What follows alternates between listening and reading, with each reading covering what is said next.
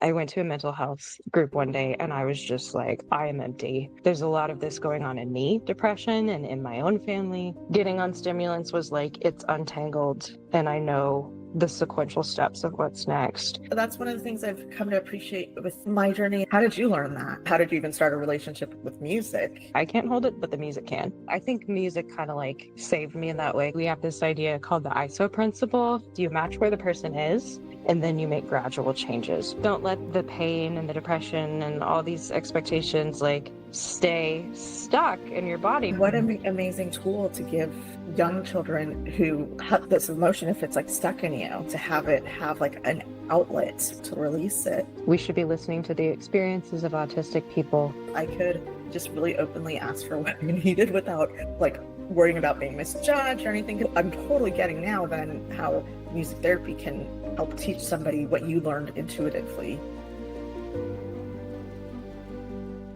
Okay, cool. Alison, I'm so excited to chat with you today. We chatted when we met at the Stanford Neurodiversity Summit about both of our work, and I thought that having you on to talk about your personal journey as well as your work as a music therapist would be wonderful, because Beyond the Mind is fully aimed towards helping everybody just reach their full potential through like understanding themselves, letting themselves like get comfortable being seen, and finding the right setup and tools to just flourish and reach their own potential and goals. And so I'm so excited. Do you want to just start out by like just introducing yourself and kind of what brought you to the Neurodiversity Summit where we met? Sure. Okay. I'm Alison Mahal. I'm a board certified music therapist. I used to be an elementary music teacher and came to music therapy because I found I loved working with my kids who had disabilities, especially the emotional side of things, and went back to get my music therapy degree. And I found the Neurodiversity Summit, I think, in a Facebook group for neurodivergent music therapists, because that's what I was researching at the time. I was doing like my master's thesis on it and just hyper focusing on it. And someone was like, hey, check this out. This is interesting. And then, of course, as I was researching neurodiversity, the Stanford Neurodiversity Project came up all the time, because it's just like, yeah, it's like they're doing so much. It's gold standard, like for how they employ neurodivergent people, and realized it was here in my own backyard. And I was like, okay, cool. This is perfect timing. So I just kind of on a whim sent in my poster proposal. And yeah, it worked out. It was super fun. It was just so great to be around like all of that energy, like people who care about it and people who are neurodivergent. It was super fun. Yeah, I thought so too. I really thought so too. And I liked you, but I loved being in that space because I could just really openly ask for what you needed without like worrying about being misjudged or anything. Because I remember talking to somebody and it had been like a couple hours in, and I just said, can I come back and talk to you in 5 minutes? Like, I'm so overly stimulated from this room. I need to step out for 5 minutes. And they were like, oh yeah. And then it's like, so great. And we came back and they understood and we just picked back up. I didn't have to go back in and explain like the overstimulation. I didn't have to feel bad that like they could be in the room for 3 hours and I couldn't, and yes, in the poster room. Yeah, so it was actually, I think, like the second day I went to the poster room and I was walking around, because then it was like, it was also with each poster, right? Like different conversations, and then also listening to the conversation that was happening at the poster next to me. It just was like too much coming in. You know what I mean? Yeah. Yes. Yeah. Exactly. I thought that was so funny because that was like one of the things I had found when I was doing like my literature was the barriers of conferences and like people who want to go and present on neurodiversity and like learn all the cutting edge things, but then they're extremely overstimulated. So I was actually really excited because one thing I do is I'm on a affinity group for an association I'm in. So I do the neurodiversity affinity group. And so we're adjusting our conference. And that was something we've been talking about, was like, how can we adjust our conference to, be a little more accommodating for all disabilities too, because ours is kind of combined. It's neurodiversity and disabled, so including physical disabilities. And like, of course, everyone thinks like a sensory space. And I was really excited to go to this conference to see like, okay, what could we do too? I really liked the communication cards. I feel like people didn't use them as much as I thought they would, but I really liked the idea. Mm-hmm. Yeah. I don't think I saw those. the green and the yellow Oh, and yeah, the no, I red. did see those. Okay. Yeah, Right. yeah. Go ahead and explain them. Well, it was funny because then I think people forgot to use them. Yeah, right. So yeah, but the poster, like it was very loud. And then with people being there totally getting it, like it was that morning we were setting up our posters and like four people were like, "Where's the coffee?" And someone handed me like a coffee candy and some gum. And they're like, "I'm nervous. I need to chew something. Here's some gum." And I saved the gum and had it all day. And yep, Oh, did that hit the spot for you instead of the coffee? Because that wouldn't have done it for me, to go get coffee. Yeah, but I did get like I'll get like with my stimulants like a chewing sensory impulse. And Um, so and I had forgotten like my gum and stuff. So that I was like, oh thank God. oh, yeah, that's Yeah. funny. That's Yeah. interesting that you get that. I have to have gum around, not because I have the sensory impulse, but my mouth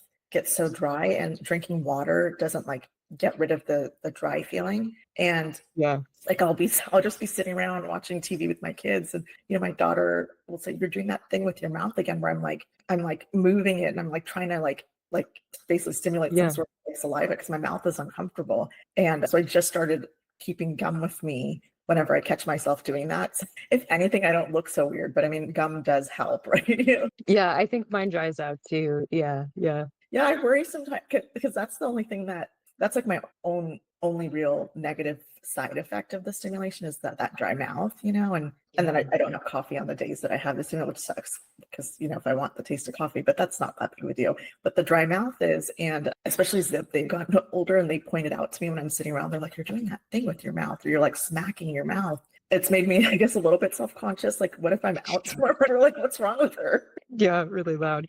Yeah. Yeah, the kids will always point that stuff out. That and I had to get a mouth guard too, because when I started grinding my teeth more, because my jaw would just be like, I don't know. Yeah. So, when you were giving your intro, it's funny because when you said you were drawn to the emotional side of things with the younger kids, I'm super curious about that. Because when you said it, I had this reaction of like, oh my gosh, that'd be so overwhelming. You loved it. Yes. Tell me more. Like and remind me, what age group are these kids? I taught K through 5 and some sixth graders. Okay. I think God, there's a lot. I think it's that's why I got into music in the first place was like my own emotional attachment to it, my own expression with it. Like, and I think we'll end up talking about this is like something so beautiful about music is like it can be verbal. You can have really a lot of expression through lyrics, but it doesn't have to be. Mm. And so, like, those times when you're like, I'm feeling something so deeply, but I can't get it out, and you can play it or you can drum it. So, like, having that own experience for myself, and then that being what I wanted to prioritize. Yeah, I just kind of found I was able to kind of tune in with kids who were having emotional challenges, like empathize, like kind of physically feel what they were feeling, and I guess like know what to do. Yeah, and like that's what I wanted to be around more than like contest and like performances and all those things are wonderful and I love those things too. But I was like, really what I care about is this aspect of music. Yeah, Yeah. it sounds like because you already had it from your lived experience of Yeah. like I love the way you described it, like an emotion coming up and then not needing the words for it and just Yeah. letting it flow through. How did you learn that? How did you even start a relationship with music? Because I Yes. imagine that came first, but I might be wrong. I did. I will. Yeah. Okay. I'll answer it two parts. So I definitely remember like a time through my teens when I started getting better at piano that I like kind of had it click in of like, oh, okay, I can use the piano to do this. And like come home after school. I was talking to a friend about restraint collapse and have that feeling of like, oh my gosh, I need to play and be able to play. And that's when I started writing songs too. I would like go in my room for like 4 hours not realizing it had been 4 hours and like learn ukulele, Oh, you wow. know. And yeah, I think music kind of like saved me in that way because it was like that's where the hyperfixation came in. That's where I was able to like actually process things like and process through poetry. So I think around 16, 15, 16, that really clicked in emotionally for me. Yeah. And then yeah, my journey with Can you music. explain? Okay. I haven't actually heard the term restraint collapse. Can you explain what that Yeah. is? Mhm. Yeah, I was just talking to a friend about this week because we were talking about regulation versus masking. So restraint collapse is an idea that was really made around autism in children and like the idea of after school time. So like why will kids have what, some people call meltdowns, or I just say like major dysregulation. I don't love meltdowns after school. And it's because you have all these expectations and like all these, you have to behave a certain way, you have to sit still, you have to stay focused so long, you have to try to look neurotypical. And then they come home and they're just like, let go, but often it'll kind of result in just like a big emotional act of crying or stimming or Yeah. whatever. And then, when we started being like, hey, autism and ADHD are also significant in adulthood, ADHD doesn't go away. Like people started talking about restraint collapse with adults, which like I experience, which I think is like we experience burnout. So it's like kind of the combination of that. So I'll definitely experience of it like coming home, need the lights off, like I need some sensory, I need my smells and just like no functions for a while. Yeah. Yeah. Yeah. Oh, It's a that cool idea. Yeah, that makes perfect sense because when you were talking about just with kids, I mean, I just remember my kids were younger. They called it in the baby books or parenting books, they called it like, I don't know, something like the 5 o'clock shadow hour. And it's like when the kids, Yeah. would just kind of have that end of day meltdown, especially if they've been in daycare all day. I think that's the context that I'd heard of it. And yeah, I guess that makes sense. And what I'm gathering from you though is like for those who like have more like ADHD and autism tendencies, like though that just continues on, but becomes like more significant in impact, right? Like that might be the difference versus somebody who doesn't, isn't restraining themselves that much for their environment. Like their collapse might be like little small, like I know my son needs half an hour after we come from school to like unwind before he can kind of be energized to do schoolwork again. So that's probably like a small collapse as opposed to the big collapse, right? Okay. Yeah, exactly. Yeah, yeah. Because it's just like so much more executive function for them to hold it together. Yeah. Yeah. Yeah, that makes sense. So when you Mhm. were experiencing that in high school, like did you understand what was happening to you, like why you needed that music, or did you just naturally like gravitate to the music? It was definitely naturally. Yeah, no, I didn't know about my diagnosis until graduate school. So I knew like I was like quirky, and like creative but like now I look back and it was like, yeah, like a physical need of like my fingers need to move, like I need to connect with my breath and my singing and like it felt so good to sing. But yeah, like I'll talk to clients, will be like, well, everyone already has some measure of music coping skill, or like music is everywhere in our lives. Like a lot of people already have ways to use music. And it's just like we haven't thought about it deeply, or we haven't like put the language to it. But like, yeah, I think especially for me, it was just like I already have this thing in my life that I know I gravitate towards. I didn't understand why. Yeah. But yeah, Oh, that's so cool. So yeah. so that makes sense. So then when you were, it sounds like before you were a teacher and used that skill on others, you got your diagnosis before that point. Before being a teacher, Is that right? I, Oh, okay. yeah. So you started using this with the kids before really even understanding autism. Okay, yeah, tell me about that. So Oh tell me. man. Yeah, it's a huge journey. So yeah, I did my undergrad in music education. Had heard about music therapy, but was like, no, no, no.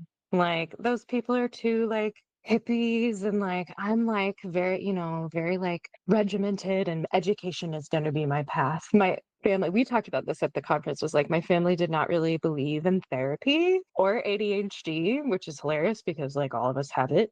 Um officially now, like yeah, and so it just wasn't really like I'd heard of it, but it wasn't really an option at the time. So I did music ed, which I loved. And then those were tough, like first 5 years. I started teaching in 2016 and education was just wild. We moved a lot. And 2020 was when I kind of decided like, okay, either I'm like getting a master's degree in conducting or I'm changing to something else. So, and then music therapy was the direction and kind of combining all of those experiences and things. So, like, as a teacher, we learn a little bit, like you have like educational psychology. So you learn like the basics and you learn like the basics of like behavior change and like managing a classroom and stuff like that. But I would say like the things I learned about ADHD were very like, they were okay. Like it was the first time that I was like, oh, like they actually cannot control some of these things. Like, but I would get so frustrated with little boys with ADHD, which is hilarious because I grew up around it, Yeah. So like I remember sometimes having this, I was like, oh my gosh, why can't they just like squeeze it out of them, just try harder like I do. Yeah. And I was like, that's why I'm exhausted. Okay. Yeah. Yeah. And then it just, yeah, it started to all make sense for sure. Yeah. Oh, interesting. Okay, so it was in your grad school where it started clicking because you were learning about it and then connecting it to like your own experiences. Yes. Okay. Yeah. Man. So I knew I had like anxiety, Yeah. high anxiety and depression, which like, right, is common, especially with women. And I think I'm mixed type. I think they said inattentive at first, so more inattentive, but will get, especially inattentive, gets diagnosed more with depression, anxiety, right? So then once that got treated, I started being like, there's something I'm not getting. Like, going back to school as an adult, and some of my classes had undergrads in them, some of them were grads. And I was like, I don't know why, like, when I ask questions this way, I get corrected. And I was just like distraught. I was like, there's something I'm missing. And my doctor just he saved my life. Like he's amazing. He was like, you mentioned your brother has ADHD, right? And I was like, yeah, but like I've never I love school. I've never had trouble with school, Yeah. and And he this is was like like, a primary care doctor, is that? he was well, he would have been my psychiatrist. Yeah. So we Okay. were doing like my anxiety meds.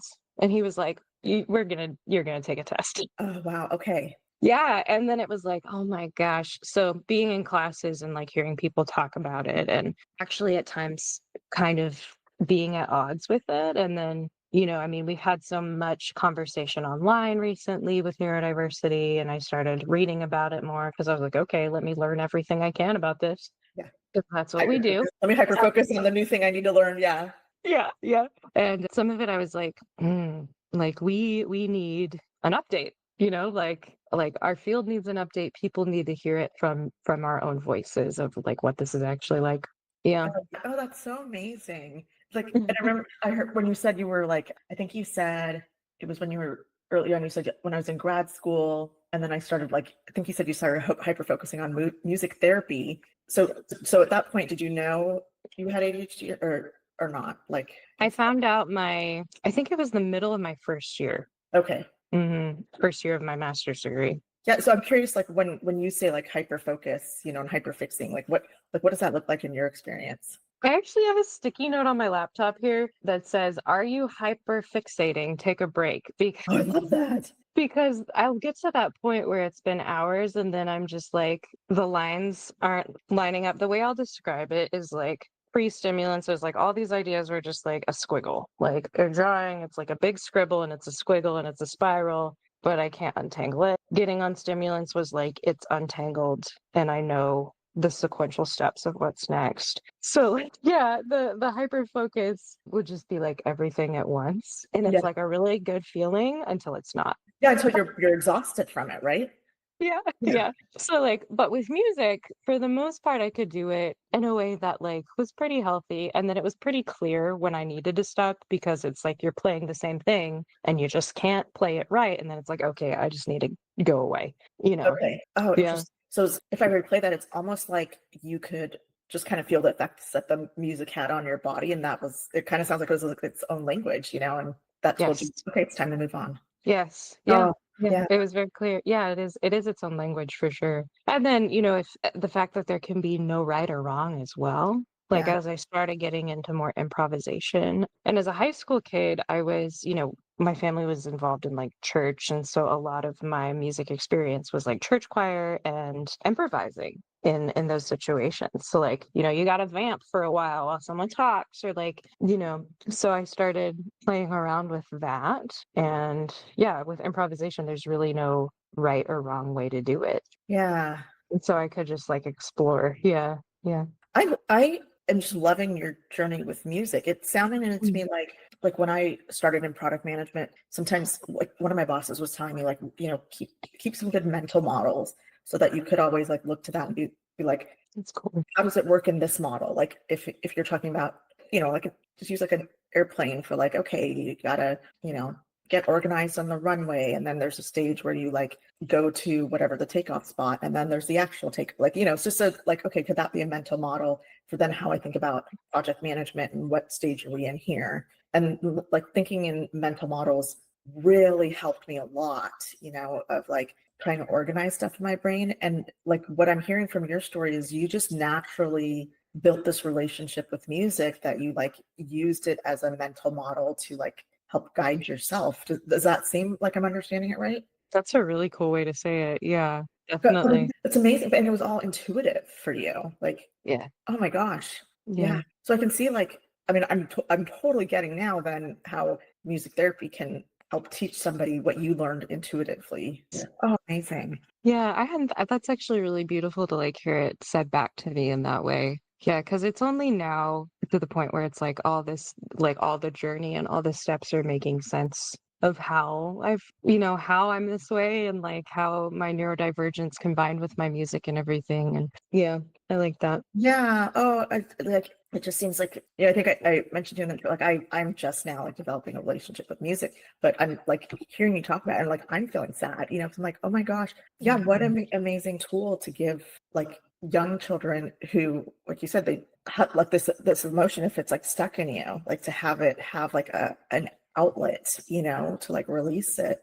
Yeah. And when you're talking about it, like as just adapting, to different scenarios in music, how then that can like relay into concepts for processing, which is I know from when we talked about it, you said like then that's kind of some of the dialogue that comes with music therapy. Like Yes. maybe it's helpful to know like either from those when you started working with young kids that were emotional, like what's kind of that structure look like, or what's it look like in a traditional music therapy session? Okay, I'm gonna have to read your question because my cat just got really fussy, so she's joining us. Hi. Yeah. I was trying to picture, like, let's say you had a kid in your classroom, and like, how would you, what would you see that would then guide you to like bringing them to like music? Like, how did you orchestrate that? And then as it turned into more therapy, where does the dialogue part fit in? Ooh, okay. And by Yeah. dialogue, I mean a little bit more like processing. Yeah. Oh man. Okay. That's cool. Because I've been working with my therapist on like what's the difference between soothing and processing. Because I was like, I'm playing music, but like I still feel stuck. She's like, well, you're not processing. So let's see, like aligning with the kids emotionally, like if I notice they're dysregulated, like the first thing I think of is I have a school that is all autism. And of course, many of our kids have ADHD as well. And so with music, we're able to align like with them physically, which is really fun. And music has like it's really only kind of past couple hundred years that music got separated from movement. There's always used to be this idea of music dance instead, like so music always promotes movement. So if I see a kid starting to like rock or something like that, I'm typically gonna make my music like match what they're doing. And in music therapy, we have this idea called the ISO principle, which is just you match where the person is and then you make gradual changes. So like if they're really heightened, I'm going to just like gradually slow the music down with what they're doing, like with their rocking or their stomping, or if they're vocal, I'm going to kind of match them and respond to them. So basically, they are controlling it with their body or with their voice, which I find with those kids, and these are kids with like high needs, what you would call profound or level 3 autism needs. And the fact that they are in control of the music process can be really relieving. Yeah. And so processing it Like through their they're body. actually playing it, and like if they're on the drum, they can decide their cadence. Like it is, Yeah. Yeah. it's like there's various levels of control. That's so cool. Yeah. Yeah, and we can do either way. We can do it where, if a well, person, because I work with adults too, but if they're not super interested in playing the instrument themselves, then I can add music to their voice or to their body movements. But yeah, if they will lead with the instrument, we can have basically a conversation musically. Oh my god. Oh my gosh. Tell me more about Yeah. that. That sounds fascinating. Tell me more. Yeah, I love that. And well, it's interesting how you see it emerge because, like with the social aspect, I mean, I'll even have kids as young as 4 that like they realize that I'm imitating what they're doing and they like look at me and they're like, yeah, and then they'll start kind of doing a little back and forth, Yeah. and it's fun, which can be like back and forth rhythm or like our singing can like it like leaves it open-ended and then they want to respond to that or something. Okay, there's the cat. Can you stop? Thank you, ma'am. Yeah. So, yeah, there's a lot of ways to have a musical conversation. Yeah, rhythm, the instruments, the different sounds of the instruments. So, like, we could have like a drum and a xylophone conversation, whatever the person gravitates to. Yeah, Wow. there's a lot. And then what was our, oh, how it would look in a, oh, processing. We talked about processing. Yeah, like my actually that's right Yeah. where my brain was stuck behind it, because in the example that you just gave, like you talked through this like shift in the student where then they like kind of started to engage and like play with you. So I imagine like I was like, okay, that's like I could see where the soothing part happens in that. And then when you were saying having the conversation with that word, I was like, oh, that like is that the processing, versus yeah. So anyway, like my mind is just opening up so much that I'm like, wait, what I'm asking myself is, am I getting too like caught up in like processing needs to be, because the way I process, right, is very like in my head, I'm understand like it's intellectual processing, right? So Yeah. there's words and there's what happened here, and okay, what this was the trigger of why I got upset. Okay, like what is there on that trigger that needs to still be worked on, or is it allowing? So it's very like word driven, like vocally coaching myself through what's needed, and so yeah, as you're describing it, I'm just thinking, gosh, is my view so like super limited, because you're describing how there's a processing without like needing words essentially.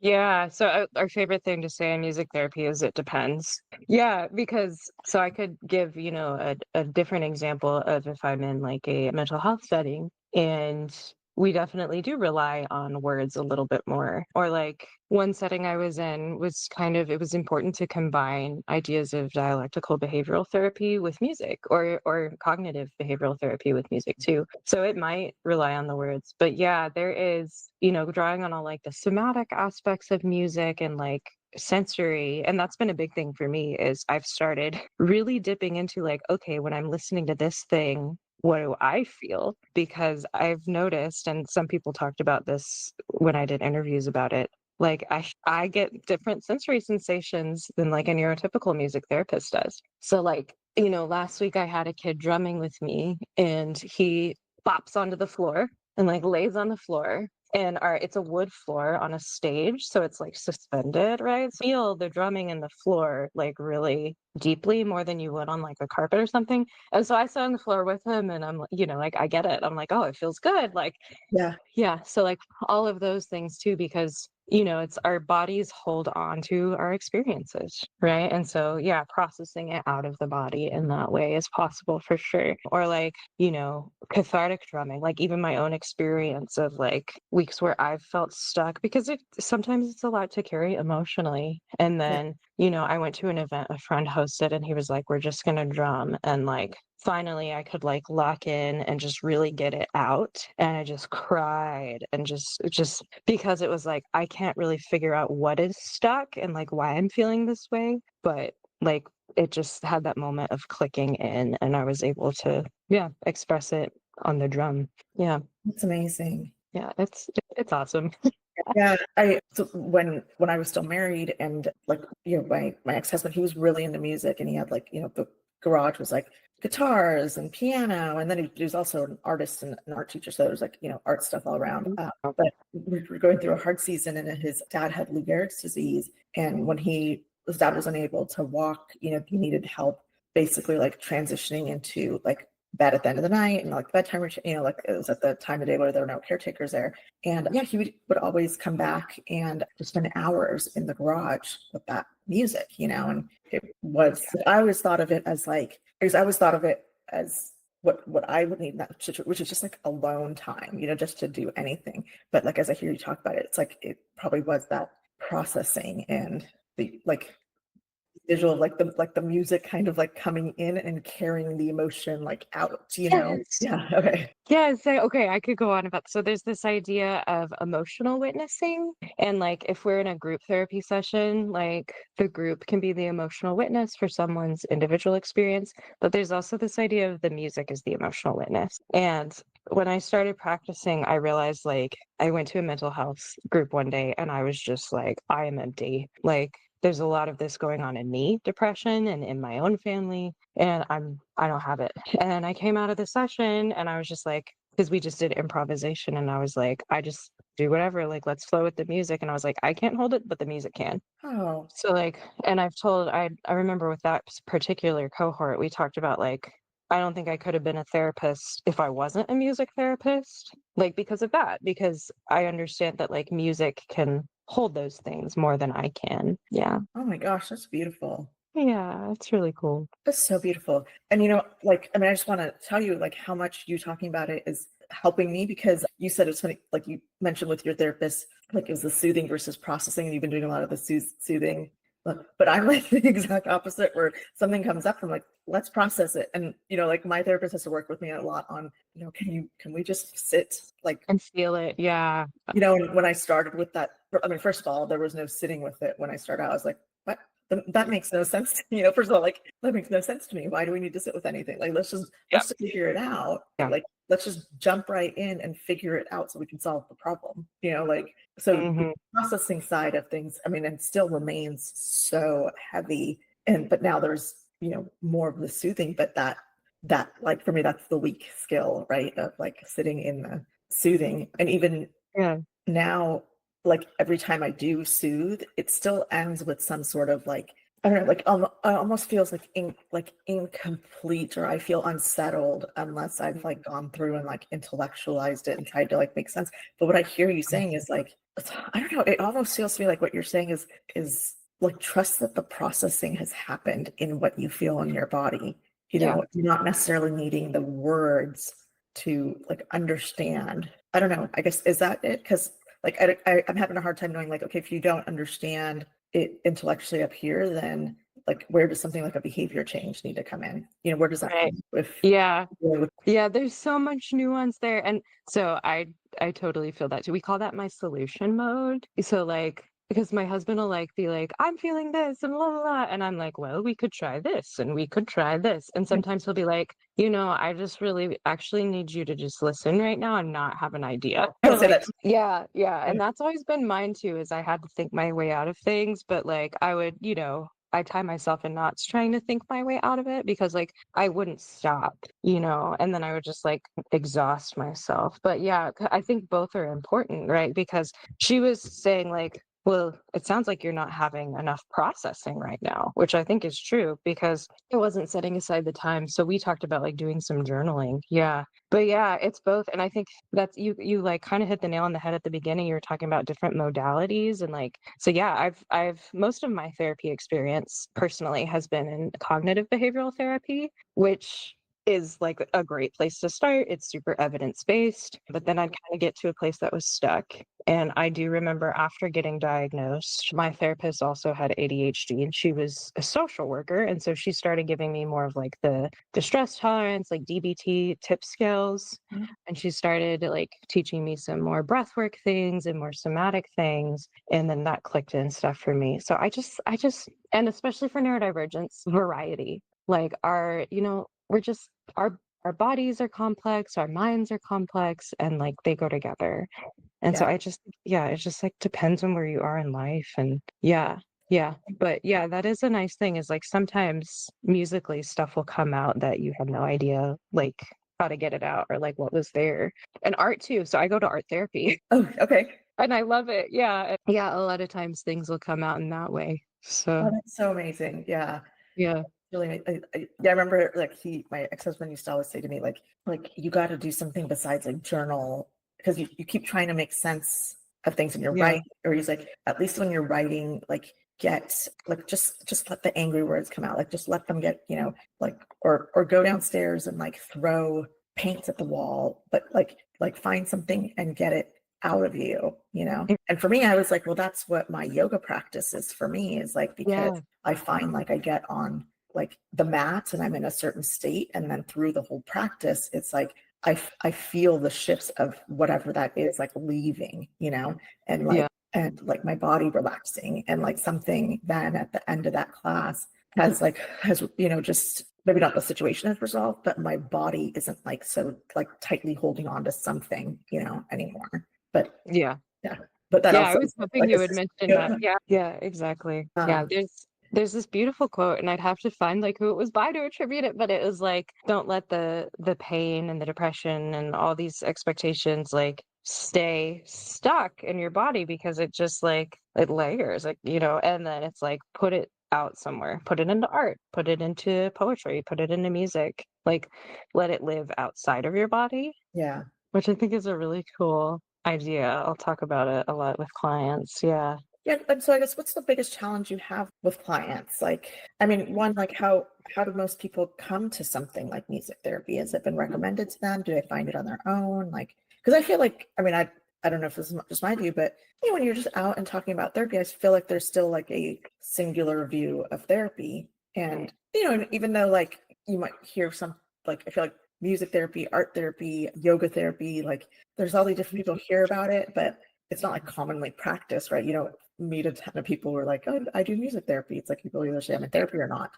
Yeah, I guess like, yeah, do people even know that? Do you feel like it's like that well known that music therapy is an option for people who might really resonate with connecting their like relationship with music with therapy? Right. No, it's not well known enough for sure. I would say coming to California, people definitely kind of have more of an understanding for it. People often assume they know what it is when they hear those two words together, but then you get all kinds of ideas.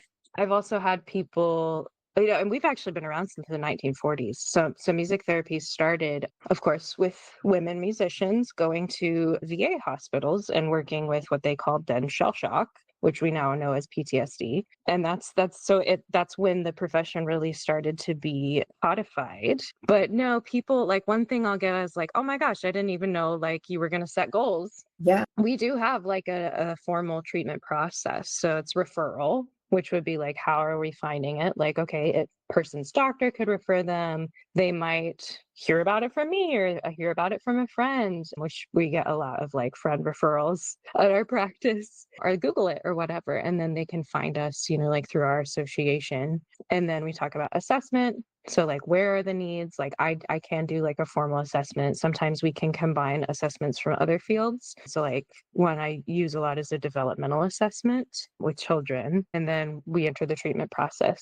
And then the last part of the process is like, it's called termination, but it's just discharging, like once a person has met their goals. But yeah, like there's definitely this assumption sometimes they're like, oh, the music lady's here, yay, like, oh, you play piano with kids with disabilities, that's cute. It's like, no, we're doing so much more. Yeah. And we are so like, music therapy is so broad. Like the fact that like I do feel like I kind of specialize in like neurodiversity and like especially neurodevelopmental autism, ADHD areas, but like there's also hospice and like there's neonatal music therapy, there's music therapy in incarceration. Like, yeah, like we're everywhere. So it totally depends on how you approach it. But yeah. You're just blowing my mind right now. Like, first of all, I'm still stuck on the history of like music therapy with trauma. Like, can we go back to that for a second? Because I have so many questions. Like, one, okay, you said shell shock. So like what I'm hearing is like it's maybe even before it becomes post-traumatic. It's like, is it like, was it introduced sometimes early enough for, how like they say with trauma, right? If you can get the support like right after the traumatic, like if this car accident, right? And you're whatever, like the hospital or someone can help you like process it, then that can like prevent the trauma, but it's unprocessed, right? That leads to the post-traumatic like holding on because it never got a chance to process. I mean, I guess that's the way that I like simplified view, I guess, in my head. But so if you said shell shock, like I'm wondering, was it brought in at this time, like after an incident had happened as a way to like help the person regulate right away? Or was it really brought in like, months or years after, and then that like ended up helping somebody work through what had like clearly been post-traumatic, Yeah. So at the time they didn't, I believe the PTSD diagnosis didn't exist yet. Yeah. And so that's why they used that term, which we don't use anymore really for shell shock. But yeah, it was the process of them not knowing necessarily what that was, but kind of realizing that music had this ability to soothe it, so it was like very early stages of it. But yeah, as far as like prior to it, at least in that setting, I don't think so, because they would have come home. And then a lot of times people in those settings were also like, what's the word? Catatonic. And so they would see that quite a bit and be working with that with music therapy. So we can see really small responses through music sometimes, like physically or small vocalization. But if yeah, in terms of reprocessing, it would depend on the timing. Like if I was working with an individual and we were able to reprocess something, that's a possibility. It's challenging. Like there's not enough like trauma informed care is still kind of like combining and still pretty new. Because I have worked a few times with young people, actually mostly with PTSD, and that's a huge reason we need a therapist, is because music can also be very triggering, Yeah. whether it's triggering through memory or it's triggering through sensation. I mean, just the sound of a drum, how we do that can be very, how we mediate that can be very important. But yeah, there's a lot of really cool like reprocessing things. Like I talked with an EMDR therapist. So EMDR is eye movement eye movement desensitization and reprocessing. So you have a bilateral stimulus, and she goes, oh my gosh, music therapy is perfect because like it's constantly bilateral stimulus, and then you reprocess the trauma with that stimulus going on. So ideally, like that's something you would want to be trained in both if you were a music therapist to do that, which happens. Like people do, these other types of therapies combined with music therapy, and it's really cool. Oh, very cool. Yeah, I Yeah. mean, so I first heard about EMDR. I think it was like an option that was supported. That was there was like a couple options. It's like, hey, you could do EMDR or DBT and all these things. And I wouldn't even listen to anything about EMDR because first of all, like the title has eye movement. Right? I was like, I don't want to do anything that touches. Like, Yeah. it's like such a bad name for it because like right away, I was like, no, like we're not touching my eyes. Like we're not doing anything with the eyes. Like that just feels scary, and it's actually reminding me of like when I had LASIK done, forever ago. And, at that time, like I was just so nervous about LASIK. And I'm like, oh my gosh, I go in with your eyes with lasers. And people kept saying to me, they're like, you have had 2 kids. Like, what are you so nervous about? Like with the LASIK? I'm like, but that's different. First of all, like when you're pregnant, like the baby has to come out. Like this is like I can back out the minute of. And I had the kindest, like whatever pre-op doctor, because I went in and I was like so nervous, and I was like, hey, I'm sure you hear this a lot, but like I'm just really nervous because these are my eye, like I just don't like, is there any risk that I won't be able to see after this, or that like it'll be worse? And he goes, so many people come in here. He's like, first of all, you're not alone. So many people come in here. Yeah, he's really nice. And he goes, they sit down in the chair and they're like, but doc, you don't understand. My eyes are so important to me. And he goes, and I turn to them, I go, you too? Me too. Like we must be so, anyways, but I wish somebody would have done that, like would have like brought some humor into introducing EMDR, because I just remember hearing the name and I would just get triggered. I'd be like, your eyes? Like what? No, nothing. Like I don't even want to hear it. It's not even an option on the table. And I'm sure it's fine because I've loved DBT, and that's been like therapy as well. But I'm still eager to try EMDR formally one day. I do too. I went to. Yeah, it's really interesting. And then I looked at this training for it, but it was like $3,000. But one day, because it was specifically like a creative arts and EMDR. Oh yeah, yeah, it's really cool. But yeah, and the way you described it with music, it's like it makes sense, the bilateral stimulation in that back. And I feel like I can see how it works well with music, I guess. It'd be super cool. Yeah, yeah. Oh God, what was I gonna say? Oh, I was gonna say, like, so many of our therapies have just like terrible names, and same with diagnoses. Like, ADHD. There's like no other way to call ADHD. Like autism. Like I try to talk. I do like our documentation stuff, and I try to say like, hey, let's maybe instead of autism spectrum disorder, a lot of people are preferring autism, and then I'm like, but ADHD, you're stuck. Like, what else? Well, it's funny because I'm not sure if I mentioned at the conference, but so my daughter's had a health issue for the last year, and they eventually categorized it as chronic pain. Okay. And so, but the way that it actually shows up in her body is like it's not a physical pain; it's like extreme nausea and fatigue, and so it's weird because like it's that same thing where you say it, and the first question people ask is like, oh, what's the pain? And then I'm like, well, hers is nausea and fatigue. So it's like hard to, but it's all the signal of like how the brain is firing the signal that's creating these symptoms, and like that is all the same. It's just the pain is the nausea and fatigue, not like a physical pain, I guess. So yeah, there's a lot of medical terms that I think really a disadvantage to those of us that have whatever the thing is, and then you're or seeking something and you're like, oh, that word doesn't make sense. Like, why would I go further down that path? Yeah. Yeah. Yeah. Especially therapy, just like because it's, in like terms of accessibility and like how things sound and like actually making clinical language make sense to people who are actually receiving the treatment. Yeah. Yeah, is a whole nother thing. Yeah. So kind of going back to then when people do start, like when they've heard about music therapy, they've heard about the options, Mhm. like you touched on it a little bit. You said maybe people imagine it's just going to be like fun, but no goals, like no accountability. Like what's the biggest struggle that happens when someone starts therapy of like Mm. getting them to, Yeah, I wrote that down. Let's see. Biggest challenge with a client, like at the beginning of the yeah, process. not the biggest. Yeah.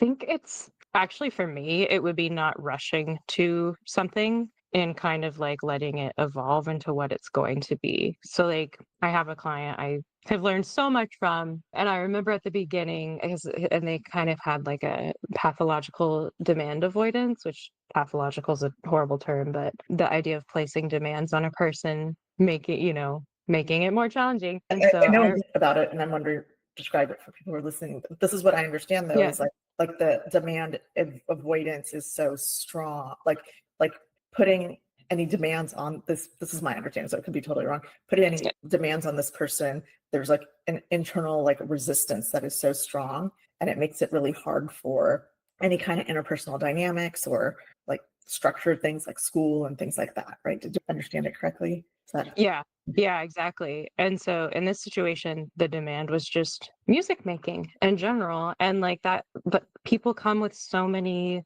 experiences and assumptions about music and cultural experiences and assumptions that have to be considered and sometimes taken apart. And so, like, a big one is this thing that like music is supposed to sound a certain way. Music is for performing for other people, and so a lot of times people will be very afraid to like engage with their voices, to engage with an instrument. So there's like having to consider that. So I think the challenge for me is not jumping right away to like, okay, we need to work on fine motor skills. So we're going to do the thing with piano. yeah. But like, okay, this person they may not even like piano, or like, with that particular client coming with a schedule wasn't going to happen. Like, it had to just kind of be like everything had to be their idea.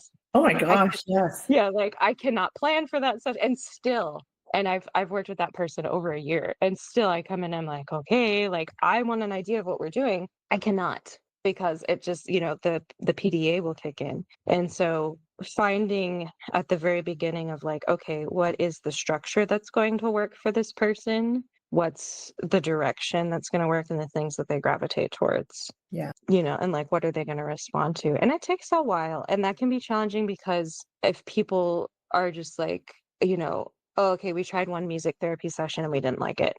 It's a process. It takes a long time, Yeah. and like, especially if you really want to customize what you're doing, like it takes a little give and take. And so, and teenagers too, they'll be like, "Oh, I don't like, did this thing once and it was music therapy and I didn't like it, or I didn't like music in my class." And it's like, oh, music is so vast. And so, like, a lot of times there's some kind of preconceived things we have to deal with and figure out. Yeah, that's hard. Yeah.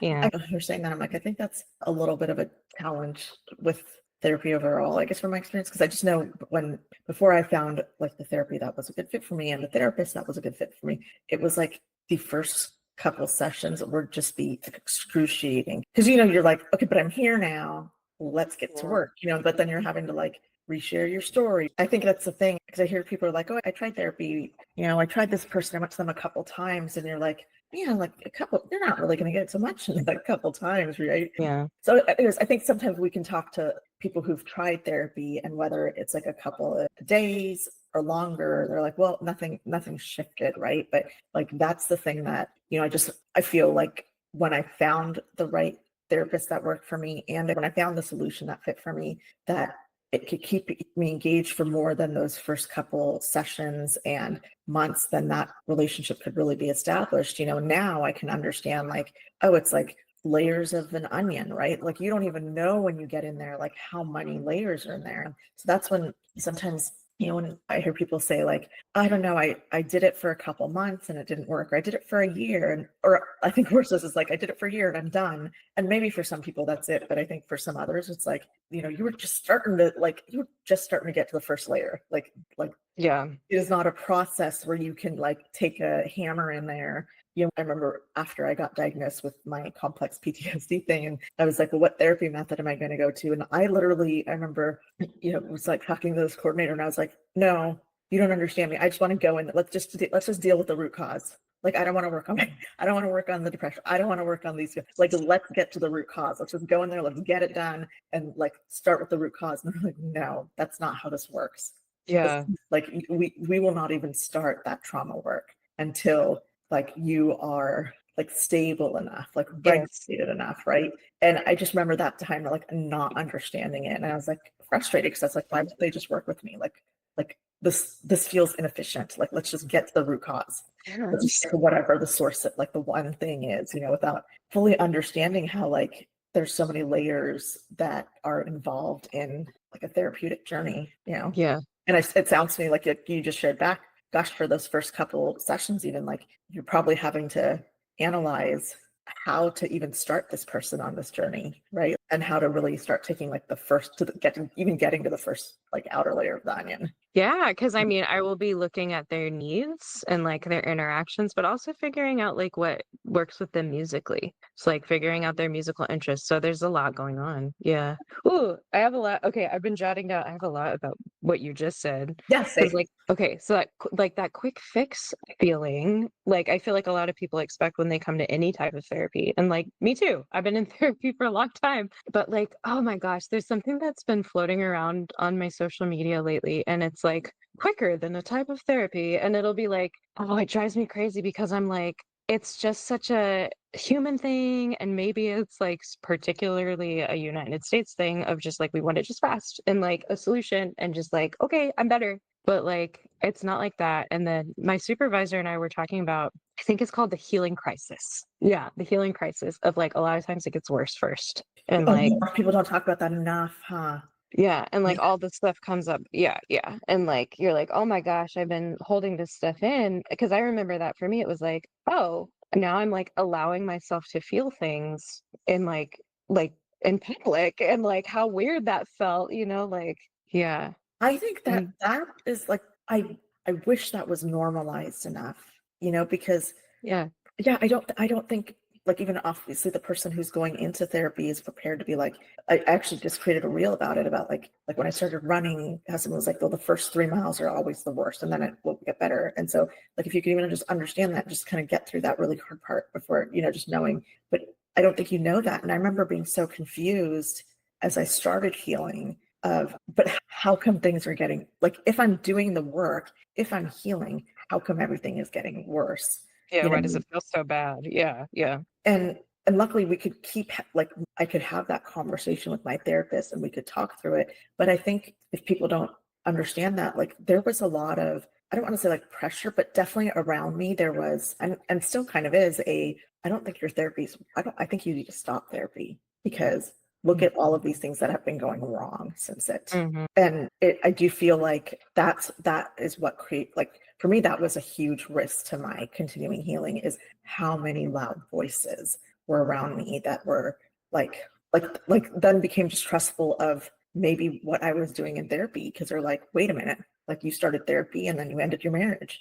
You started therapy and then you did this. Like, what the fuck? Like, what Yeah, kind of yeah. cult did you join in this therapy where like you were dismantling? You know what I mean? Like, and there was so Yeah. much, and no matter how much I would say, like, this is what I'm learning, is that this, when you start becoming healthier, you start making changes in your life. Like, no matter how much I would say it, I think people were just like, we're watching things be really bad around you. It seems like, why are you continuing on this path? And I guess, yeah, I feel like that, I feel passionate about that because I feel like more people need to understand that, so that they're like almost prepared to like let silence out the naysayers of like, this is, Yeah. Yes, well, because they don't know the internal experience. And then, like, for me, decisions were hugely difficult with my anxiety. Still are, but like, especially at that time, it was like, do I wear pink or blue? I don't know. I'll just stay in bed. Like, you Wow. know? Yeah. And so if anyone would say something like that, it would be major. And it can be like, it's really hard to hear those things and be like, well, am I? Like maybe I'm looking, a certain way on the outside, like, and then added neurodivergence of like questioning yourself and like having some, dissonance about like the social parts of it of like, oh my gosh, well maybe I am, changing in a bad way Yeah. is really, yeah, it's really hard. It's so hard. Oh gosh, it's so okay. So yes, healing Yeah. crisis. We could talk Is about that good? I know, I need to read more about that. That he told me about that. That's a good one. yeah. And I haven't then heard that term before, but that's fascinating that it's a topic of conversation and yeah. sounds like a lot more awareness is needed for it. And in the like, yeah, so go on with what you jotted down. Okay, I was gonna go back to talking about the relationships and like, yeah, getting to know the person over a few sessions and how people will kind of compare finding a therapist to like, and this is almost odd to say, but like online dating a little bit. Because, like you go and you're like, oh, no, like not my personality, or like, oh, these things look great. Like they're interested in this, their credential is this and this, they should know what they're doing. And then it's just like, doesn't fit my personality. But we know through research across therapeutic fields that the relationship is the most important factor in like therapeutic change, more than modality, more than anything, Wow. is the therapeutic relationship. Yeah, which is really cool with neurodivergence because people are starting like, and there were a few folks I talked to at the Stanford conference about this, of actually presenting neurodivergent in therapy settings and how they're using that in their therapeutic relationship and like, or self-disclosing to family members of like, hey, I have ADHD too. I understand what it's like to be 14 years old and, have these challenges. And it's just, they're developing better relationships with caretakers, with their clients. And these are things that previously, in certain types of therapeutic training, we would have been told not to do this. Yeah.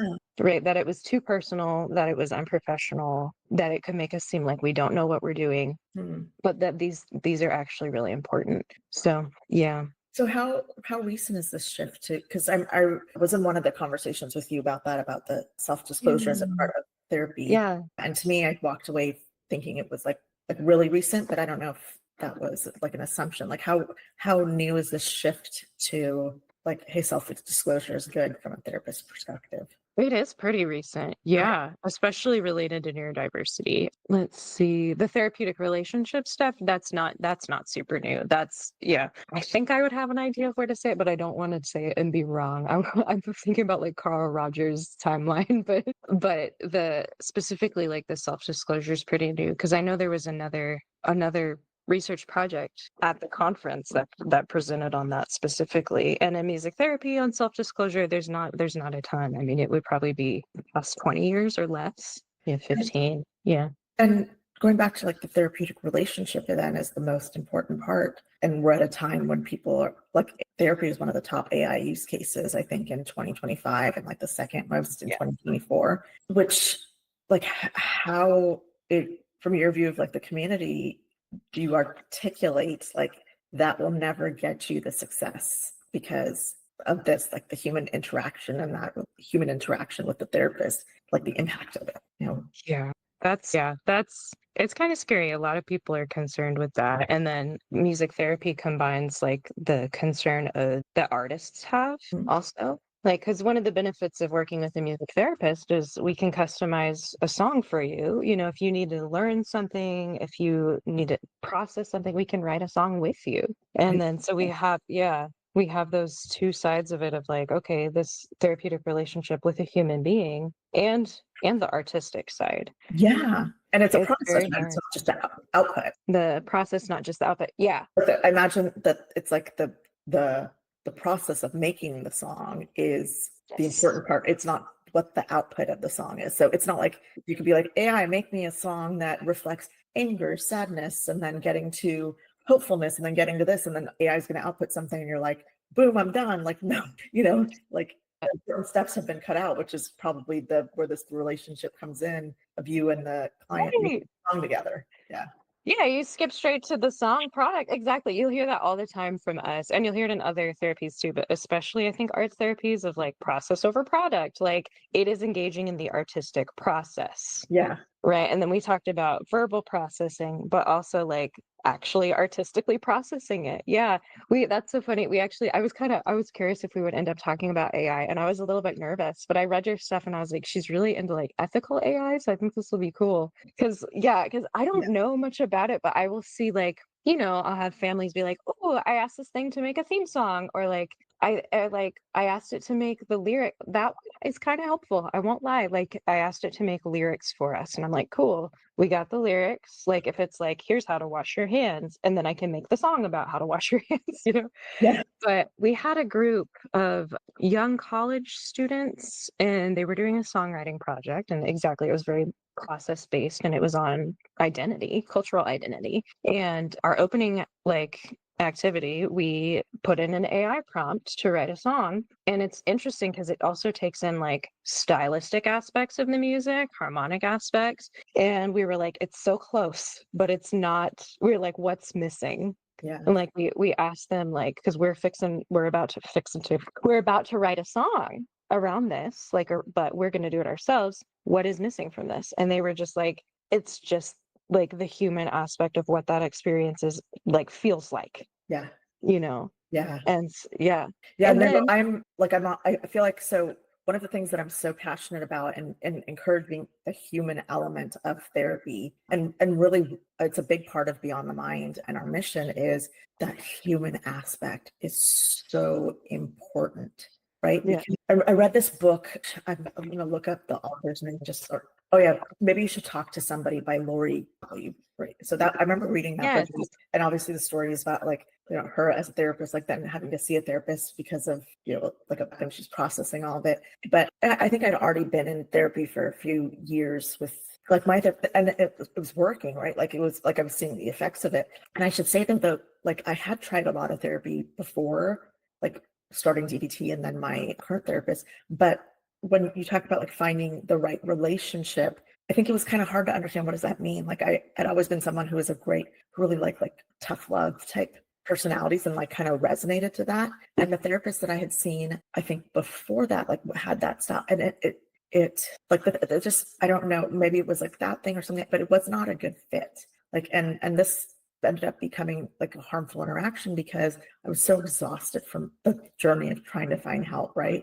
That at that point I was just kind of like, I think, well, it's like not so bad. Like I totally settled for something that was not a good fit for me because it was better than nothing, and but then what happened and that meant I didn't look forward to therapy. I didn't speak openly. Like sometimes I was like triggered in the session, like it just and I did like I kept thinking I knew what I needed, which was like I need a tough love type thing. And I mean, I remember when I first started with my therapist, I was like, oh, she's really nice, but and it was like caring and nurturing, but like that caring and nurturing felt so unfamiliar to me. But it actually isn't that fascinating? It was like a little bit uncomfortable. And I remember I was like, I don't know if I can like when I first started, I was like, I don't know if I could deal with this much care and nurturing. Like I might have to leave for, like 6 months and find another because it felt that unfamiliar to me. And I would say it's not like I didn't have caring people in my life, right? But the interaction, yeah, it was just unfamiliar. So it was a bit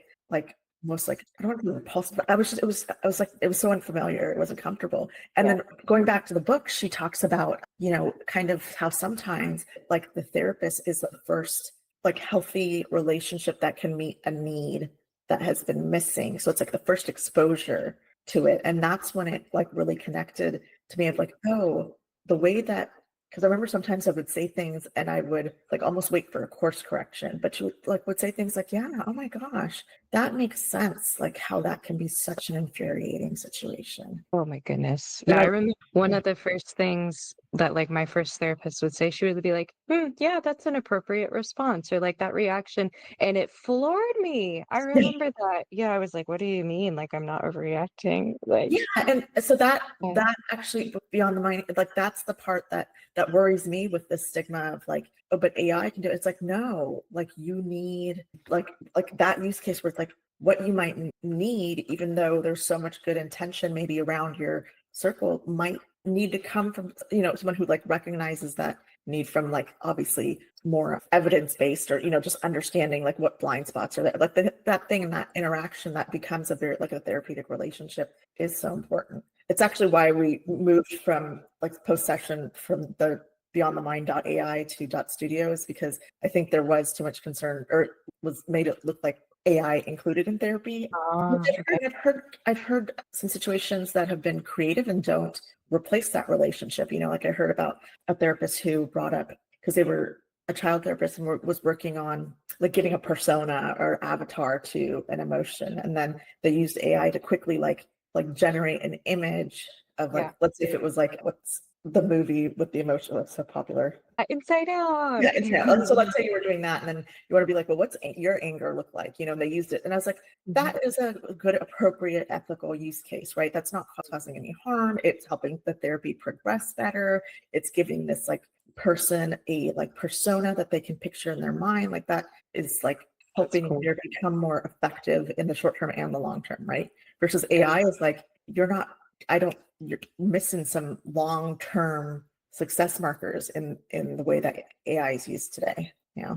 Well, it's like all these things that are like subconscious that our brain picks up, like body language and facial expression, and just, and then with music, all that stuff too. And like even the process of physically creating the music, we know is like that has a huge therapeutic effect versus like listening. Both are important, but they have different effects. And like we talk about our mirror neurons, which is like that's how children learn to co-regulate, is through imitation. And so like seeing like a parent be like, "Oh, I'm nervous, I need to breathe," they learn from that. And like, if you don't have, even on video, your mirror neurons are still going to be activated because you're working with a person, you're seeing their body language, and we may not even be consciously aware of these things, but it's super important to the therapeutic process. And yeah, same musically, like we validate through music, Yeah. in a similar way that a talk therapist could, and I'll use talk too, but like I can really hear that you're feeling so frustrated today. If I hear somebody play and if I play it back, we're improvising like and like kind of go with it. Yeah. It's validating through sound. Yeah. And like those things, just the nature of music being live and collaborative, you would miss out on. Yeah. But Yeah. I think I'm still like kind of trying, to be honest, figure out how I feel about AI and those things. I think that's huge, but I also really like the potential as an assistive technology with neurodivergent therapists, Yeah. because right away, most of my therapists the past few years have had ADHD. They use it for their clinical notes, and there's some that are HIPAA compliant, and it cuts their work in half, and or like the assistive, like not double scheduling yourself, like it can be really helpful with neurodivergence. Yeah. Or communication, god, like there's so many ways that it helps with communication with non-speaking people is really important. Oh yeah. Yeah. So I mean, like those I think are the conversations that people should be having, and that's the challenge with, at least from my view, coming from like, because I have a tech background in the tech world, having like tech entrepreneurs who can build the software. It's like there was always this thing. It's like, yeah, you can do it. Should we do it? Right? Like, let's get into that good, because it's not so much like, is it feasible, right? Anything, like I really think like anything is feasible, like put man on the Yeah. moon, you could build anything, but there's not enough of that. Like, hey, what's the nuance in this, right? So I don't know, with like an AI company that, let's say, is building, a AI therapist instead of a human therapist, like what research have they done within the medical health field to show that this is of value more than the human element, right? Mm-hmm. That's the thing that isn't. And I think in too many of these tech companies, they're like, oh, but therapists are, overloaded and there's a backlog. And so we're actually putting help in the problem. And it's like, actually, like, let's look at that problem a different way. Okay. So if therapists are overloaded, like what can be taken off of their plate that's not going to impact the long-term success, so that they have more capacity to see more people. And, also like, because as a therapist, and there's a emotional and a cognitive load on you. So you're not a machine. So then, yeah, what, like, that's not, I mean, it's just not an easy problem right? So it's going to take more of like the upfront research into like, okay, then how do you use the technology? And I think that's the scary thing. Do you actually listen to, oh, I'll send you the podcast, but it's with Tristan Baker, I think is his name, the guy that invented Instagram, and the guy that, I'll send it to you and I'll put it in the show notes too. But I love this podcast because these are two people that created amazing technology,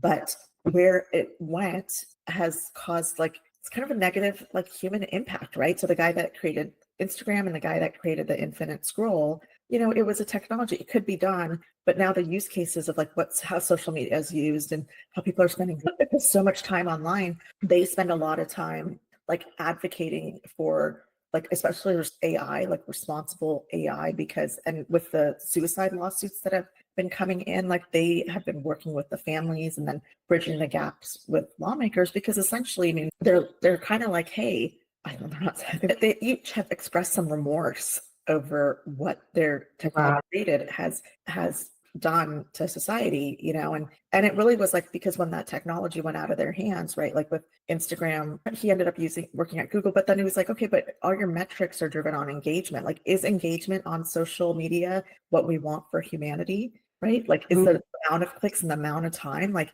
can we look at different metrics? And they couldn't, because those are the metrics that are driving revenue. Doesn't mean that it's like driving any positive human impact, right? So they're like a good source to get deep into these conversations, like on that level of like, hey, how is tech harmful? And it's been fascinating to read their perspective. But yeah, these are the nuanced conversations that if leaders in these companies aren't having them, like, how do you rate? I don't know, so it's Yeah, it's like we don't know what we don't know. I mean, hearing that is really cool because, like, oh God, just first, like, them being like, well, we learned what we wish we had done, or like, is a huge thing to say. yeah, And like to have that like repair on that. But like, yeah, I mean, we don't know what we don't know. And like music therapy, even for a long time we used to say there's no side effects. Like it's a low harm, like there's no risks, a low harm therapy. And then some research came out, I want to say 2010. I should cite this person if I can find it. But that about music therapy and harm. And like, because we had talked about like the triggering aspects, like what if it is related to a person's PTSD and it triggers their memory, even the sound of certain instrument, things like that. But like, well, we didn't know, like, so it was tried, it was learned about, and then we did it. And and now we can come back and say like, okay, things have changed and we need to do better. But yeah, but I mean, that's a good use case too, right? process. A human went back and assessed and learned, and they saw like probably within the trigger, like where was, like you said, there's so much about like observing body language and observing, all of that shift. So I don't, what you can imagine, can it be built in like an AI thing where you're like observing? But I don't know, like there's I wonder, yeah, so many nuances, it's right, that wild. go to these types of fields. Like you talk about the nuances in the music and then the nuances in the therapy. And then when you bring them both together, there's nuances, and it takes this like discernment both on the spot and after the fact that really shouldn't be delegated away, right? And Yeah.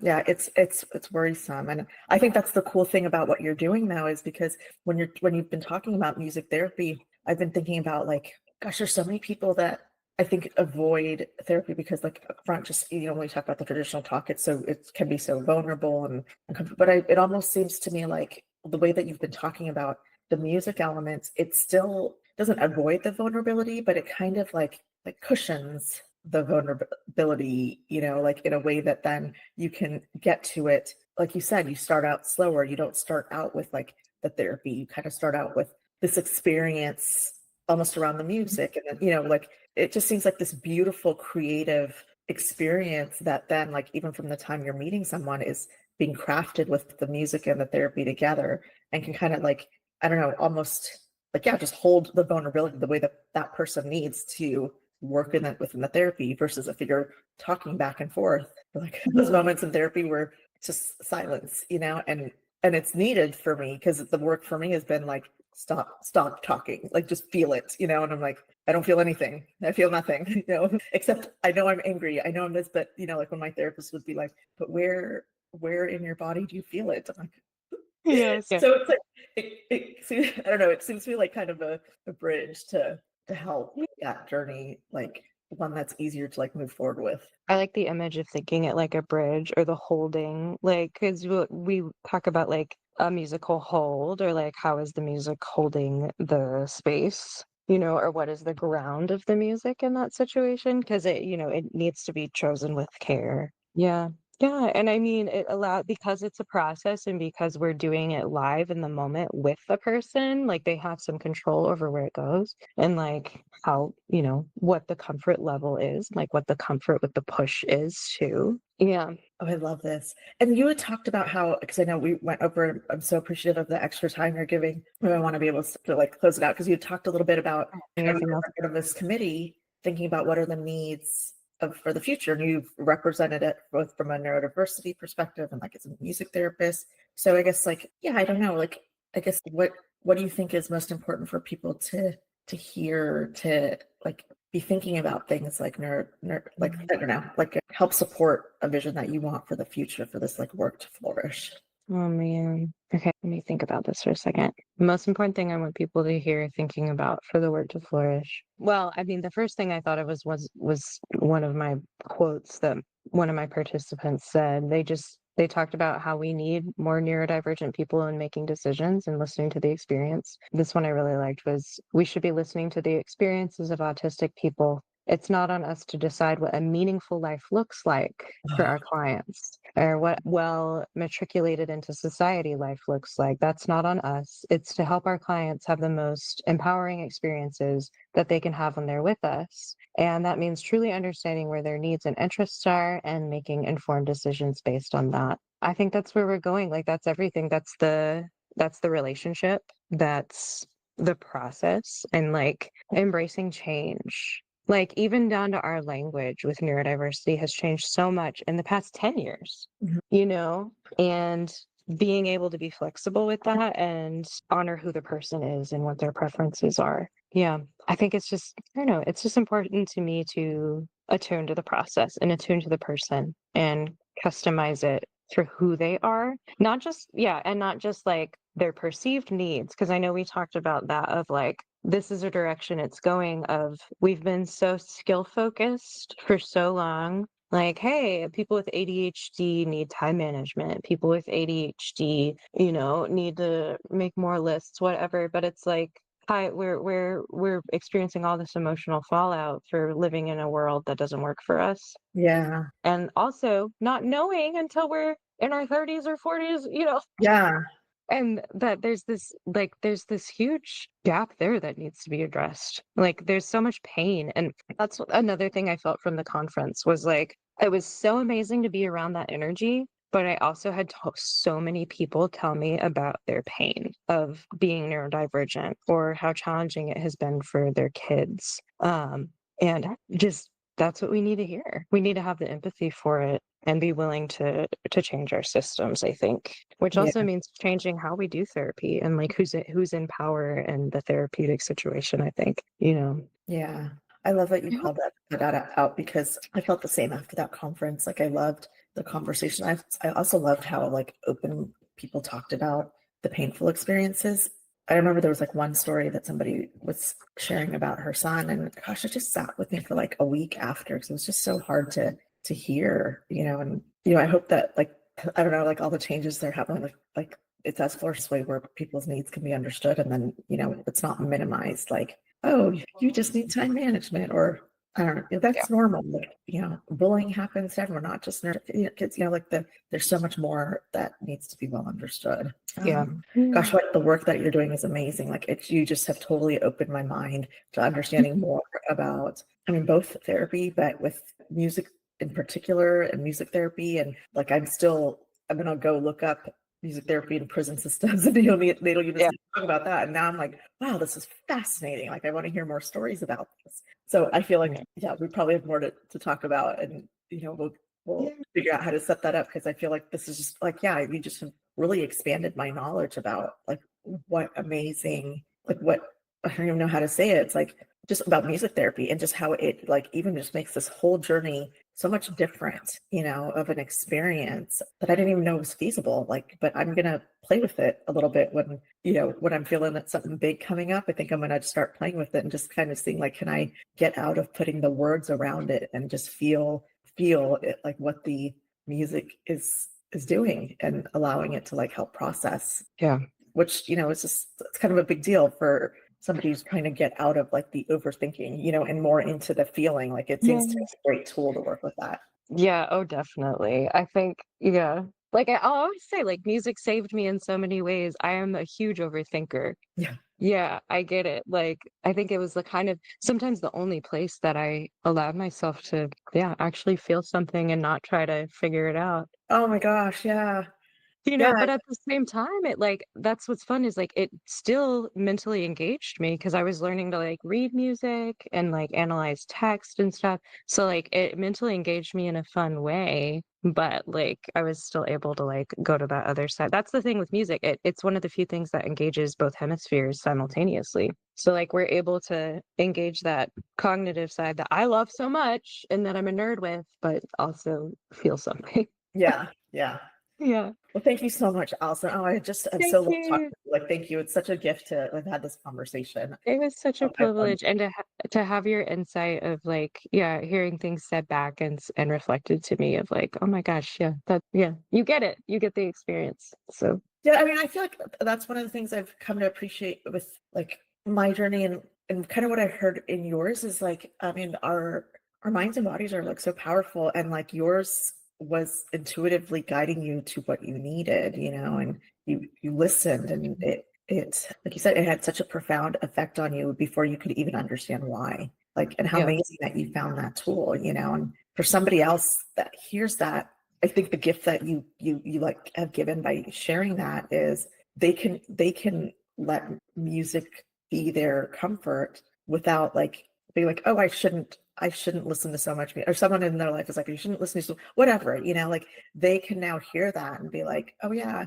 like I don't understand why, but this is serving a need and it's helping me feel better and get healthier, mhm, cope, and then at a later time maybe there's more to process, but for a period like that, like you said, is life-saving. It's amazing and yeah. impactful. Yeah. Yeah, I would say, like, nearly all music, if not all, has a right context and has a purpose. Because 'cause I'll get a lot, especially with teenagers, "Why are they listening to this angry music?" I'm like, "Well, what's inside their head?" And if they have ADHD, they're fast. Like, their brain is fast, and people will yeah, the shoulds and, that's their yeah, should do this, you should listen, you should like this, and it's just so personal for everybody. Yeah. Yeah.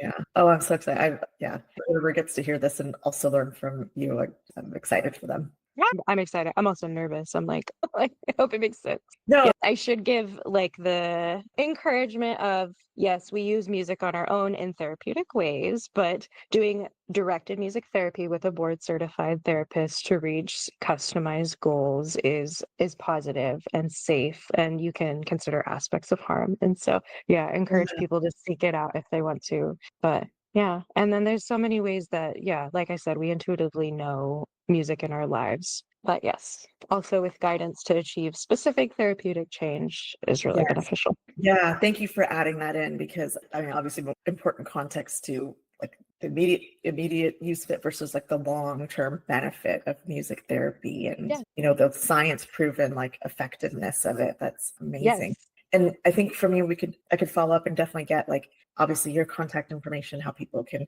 like reach out to you on your professional site and any like basically any other resources you think you'd want to share, about someone's like, oh, I heard this and I want to learn more about music therapy, or if they're in a different state, or any good resources, we could just kind of put a couple links in the notes, and that way, even if you're sharing Perfect. it, we can, save this from like pulling up the links and resharing over and over. Yeah. Yeah, because that's Do you want me to say a few? I can share like a couple of things. Or like you want me to share my stuff? yeah, I think Like you definitely your stuff okay. because because so the way I understand it still is like you work with people only in California, is that right? Because I might be wrong. Yes, we can work through telehealth. Yeah, but I pretty much do in person. I don't have any telehealth right now. It's different state by state too, I think. I think luckily music therapy has like the board certification, which is national, but yeah, state by state it can vary. Okay, so maybe for right now, we Yeah. share your contact information. And if there's like a Okay. general resource of like, if you want to learn more about music therapy, if there's just something that you're like, this is what I love to give to people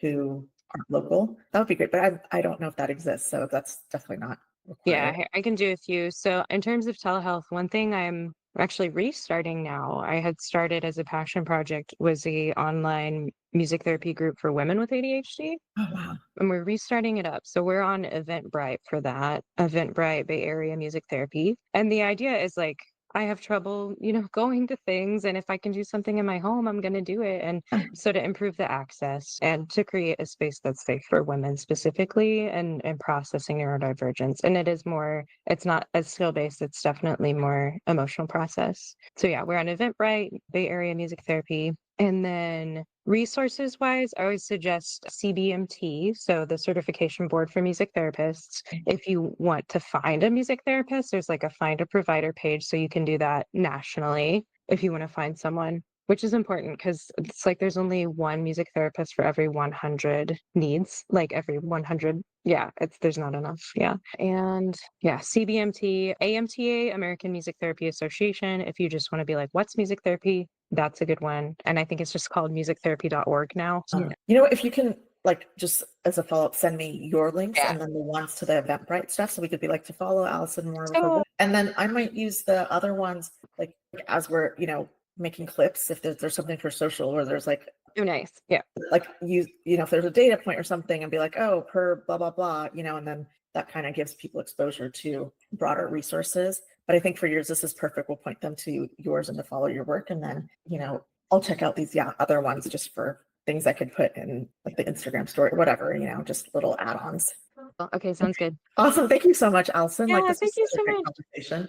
When will you launch the Beyond the Mind platform? So that's a good question. I was hoping it would have been this last week.